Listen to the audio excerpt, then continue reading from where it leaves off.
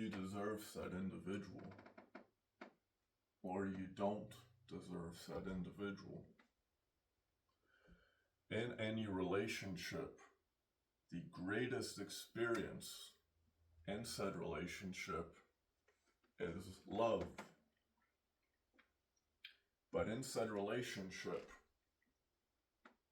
where might you see your self-value? If I, as an individual, as an example, don't have a match, an equal force opposing in a partner, ultimately you can find that without a particular exact match to your flame, you could say. If an individual does not deserve you, whom ultimately suffers? If an individual does not deserve you, it is you as said individual that suffers that which the other does not deserve. And as a result of your suffering, you either endure a lifelong punishment through this feeling, or you're given the chance to essentially pursue and find an equal. In understanding the basis around human interaction and human relationship, one might find that the greatest love is also the most traumatic. The first love being that, as an individual, your first love, real official first love, will ultimately be your greatest source of pain. It will demand an extreme amount of self-growth in order to get past said pain, which, if this healing does not essentially take place, we are then brought to one particular statement. If I don't hold said pain within myself, the world then experiences it. And if the world experiences it, I no longer experience said pain within myself. The question at the rate of which this exchange occurs ultimately leads to individuals not deserving one another. In the basis of human relationship, if a relationship is purely based off of lust, known as physical attraction, if a relationship is purely based off of lust, you might find your relationship occurring pain within either your partner or yourself.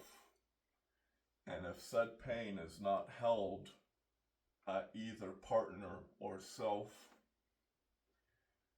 the other experiences it, resulting in a break. Ultimately, the goal of learning what it means to be an equal partnership requires, as an individual, compromise in a statement to say, we are both worth each other. In being each other's worth, you can actively create a measure system of your self-value, your value. If you don't hold self-value for yourself, you can settle for anything at that particular point, which ultimately will result in you experiencing more pain simply for not having self-value. You then feel more pain in your life. And so what might be a driving force to increase spirit, your ability to uphold yourself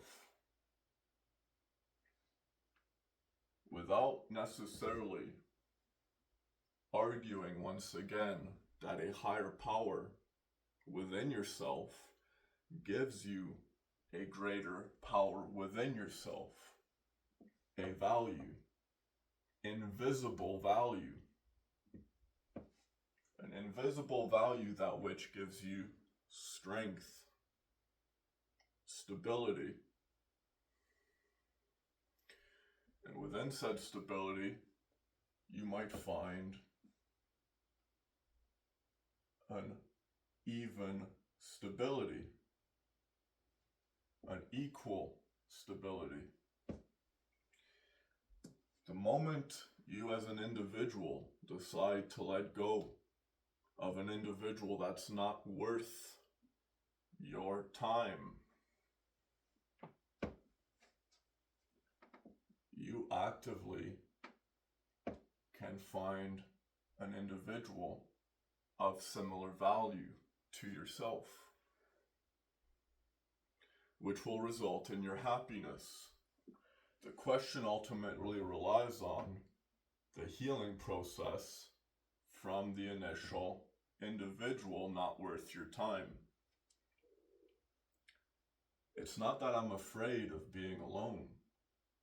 It's that I'm afraid to spend my time on someone that is not worth it. The moment you can place that statement in your life, you won't settle until you find an equal. And in finding an equal is a compromise, once again, which at the compromise level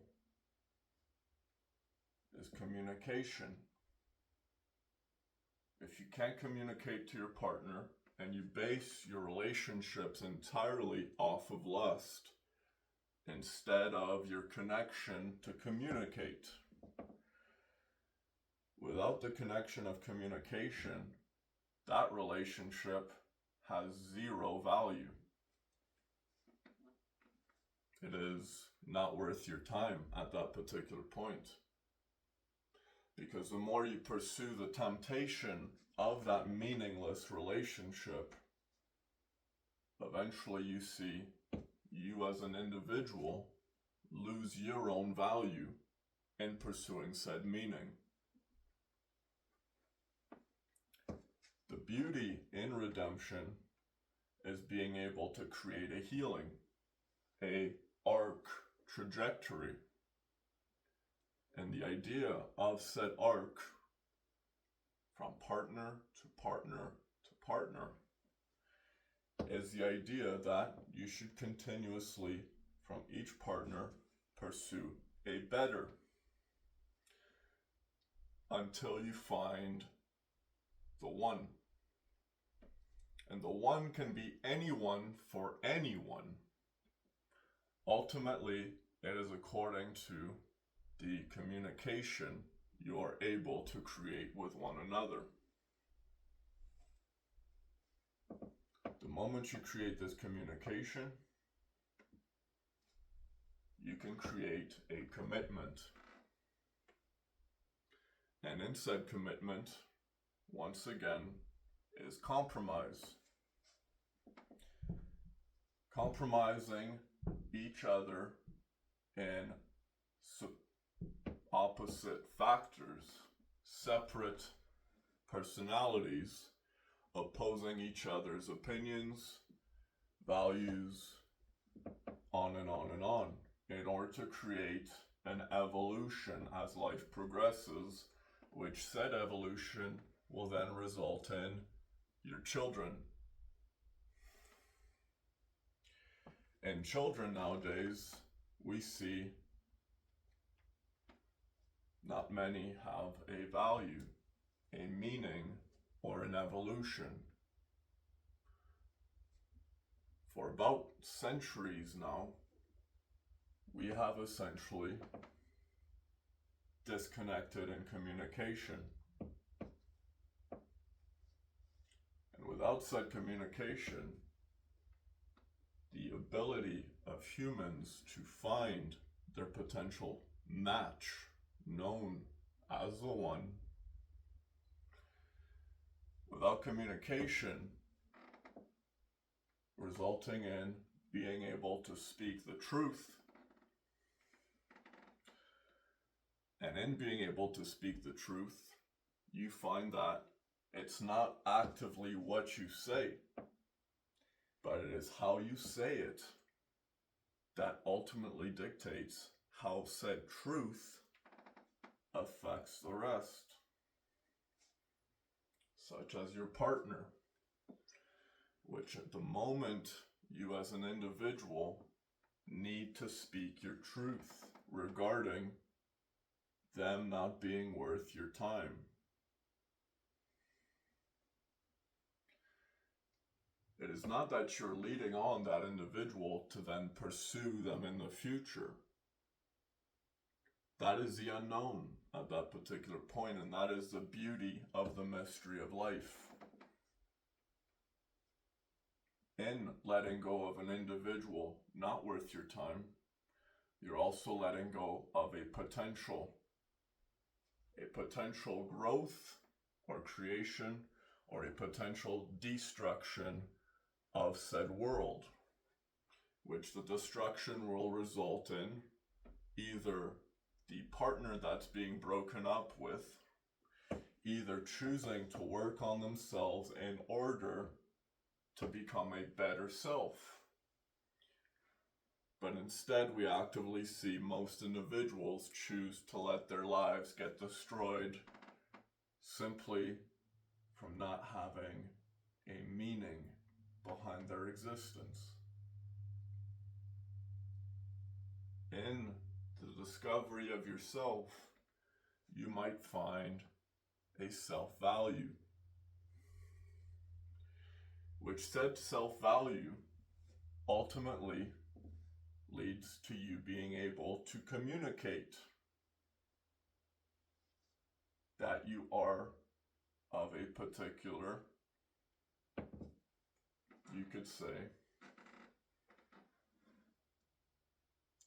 time worth spent.